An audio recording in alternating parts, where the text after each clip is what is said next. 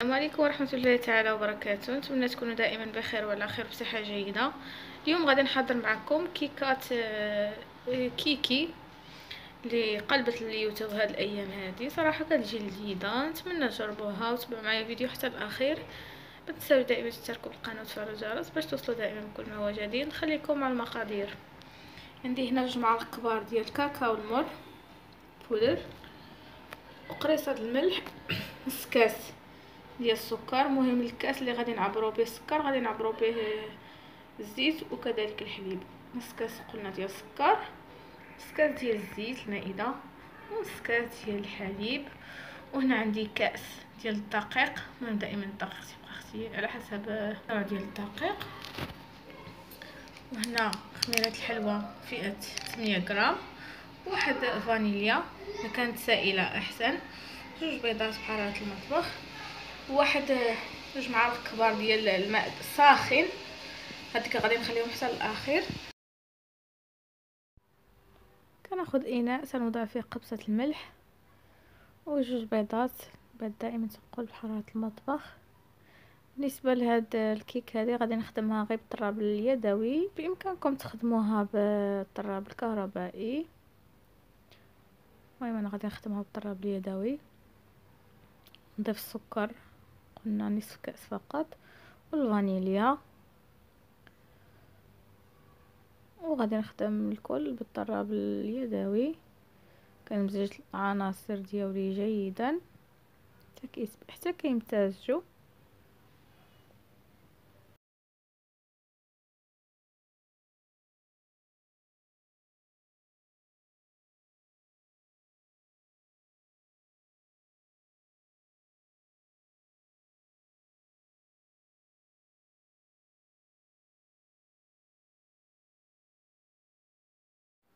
فملي خدمت العناصر ديالي مزيان كنوضع او كنضيف نصف كاس ديال الزيت وكنطرب الطراب اليدوي.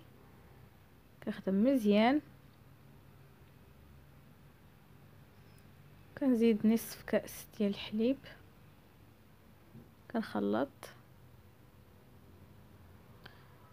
وكنضيف 2 معالق كبار ديال الكاكاو المر. كنغرب لهم ضروري باش لكان دوك الحبيبات ما تنزلوش تخسروا لينا الخليط. صافي ملي خلطت العناصر مع بعض كنوضع الدقيق عندي انا هنايا منخول او مغربل. بالنسبه للدقيق قلنا كاس ديال الدقيق، العبار دائما بكاس العنبه. الدقيق دائما تيبقى على حسب نوعيه ديال الدقيق، كاين اللي كيتشرب كاين اللي لا. والخميره الحلويات او بيكين باودر حتى هي كنغرب لها، وكنخلط العناصر كلها مع بعض حتى كيصبح لي الخليط ديال الكيك جاهز. راه الخليط ملي كنضيف له داك الكميه ديال الدقيق كيتقال، ولكن انا كنزيد له داك المعلقه ديال او 2 معالق يعني ربع كاس ديال الماء اللي طايب في الاخير كيقادوا لينا الخليط. يعني الخليط كيصبح هو هذاك. وهذاك الماء اللي كنزيدوه في الاخير اللي هو طايب كيعطينا الكيك واحد الرطوبه زعما كيجي رائع، كيجي هشيش. هذاك الماء كيخلي الكيك ديالنا اللي كيجي رطب وهشي بحال مسقي. يعني الا ما بغيناش نسقيوه فلا داعي اننا نسقيوه. صافي كنستمر كنزيد في الدقيق حتى كما قلت حتى كيصبح لي خليط الكيك ديالي جاهز. صافي هنا راه صبح لي الخليط الكيك ديالي جاهز. وضعت له او ضفت ليه 2 معالق كبار عامرين يعني 4 كاس ديال الماء، وكنخلط الكل. كيف كتشوفوا القوام ديالو كيكون بهذا الشكل، كيكون خيط واحد. صافي كناخذ المول ديالي اللي عندي مدهون بالزبده ومرشوش بالدقيق، وكنفرغ فيه خليط الكيك. دائما تنهز الخليط ديال الكيك او الاناء تنهزو للاعلى، وكنبقى نصب خليط الكيك ديالي في المول. صافي كنفرغ الخليط ديال الكيك في المول، وكندخلو الفرن اللي عندي ما مسخنش، عندي بارد باش كطيب ليا الكيكه على خاطرها. الفران عندي نقصه ليه مزيان، يعني عافيه مهيله صافي، وكنخليه يطيب على خاطرو. كنقاد الكيك ديالي في المول وكندخلو للفرن. كيف يمكننا نديرو الكيك ديالنا في قوالب فرديه، وكندوزو نحضرو الكراميل باش يلاه كيبرد لينا. ملي كتخرج الكيك عندي هنا كاس عامر ديال الكريمه السائله، كاس العبر دائما كاس العنبه، كاس ديال السكر، ولوز كونكاسي. المهم الا كان شرائح كيف ما كان، او افيلي، لوز افيلي ديروه، معلقه كبيره ديال الزبده، وواحد القطيره يعني غير نقطه ديال الخل اللي غادي يعاوننا في اذابه الكراميل. صافي هنا خديت داك كاس ديال السكر درتو يذوب حتى على عافيه مهيله.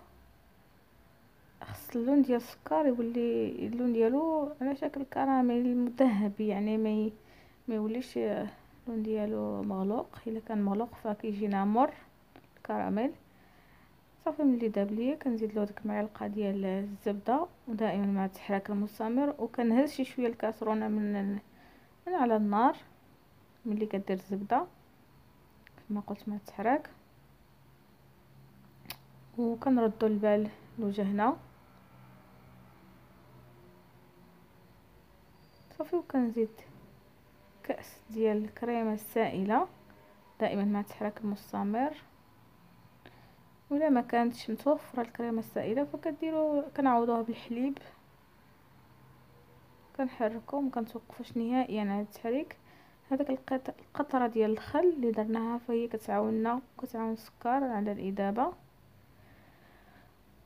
ولكن ما نكتروش. الا كترنا ف تقدر تخسر لينا الكريمه.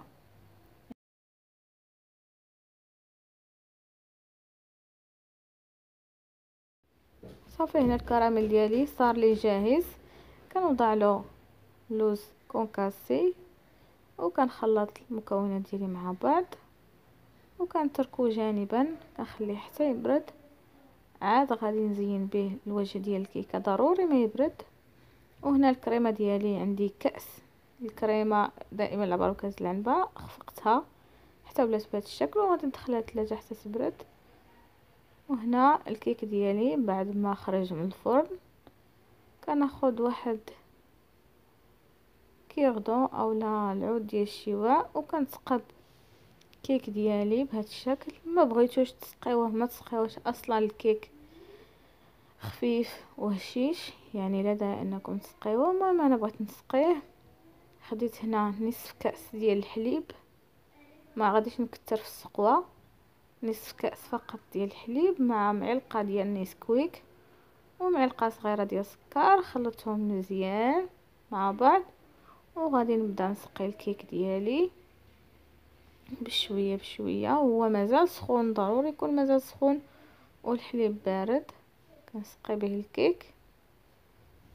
صافي ملي كنسقيه كنوضعو جانبا حتى كيبرد ليا الكيك ديالي. عاد كنوضع الطبق ديال الكريمه، ضروري يبرد الكيك عاد نوضع طبقه الكريمه، حيت الا ما بردش راه ديك الكريمه كتخسر لينا، يعني كتذوب.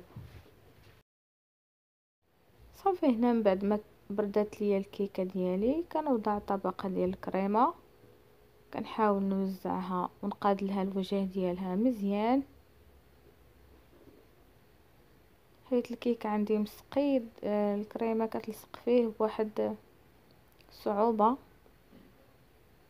الا ما كانش مسقي فالكريمه كتلصق بكل سهوله. المهم غادي نحاول معها حتى تقاد ليا، قاد ليها الوجه.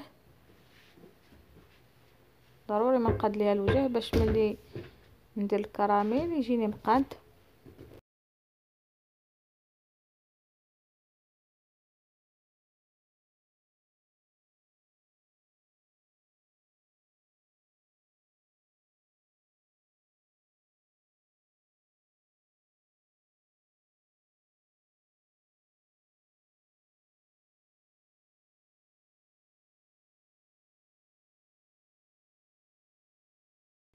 من بعد ما سويت وجه الكريمه بهذا الشكل كيف ما كتشوفوا، كناخذ الكراميل ديالي اللي من بعد ما برد تقال ليا، ولا عاقد، وكنوضعوهم فوق طبقة ديال الكريمه. كنحاول نقادو بالملعقه، يعني كنمشيه بشكل خفيف، ما نضغطش، حيت لا ضغطت راه غادي تخربق ليا الشكل ديالو مع الكريمه.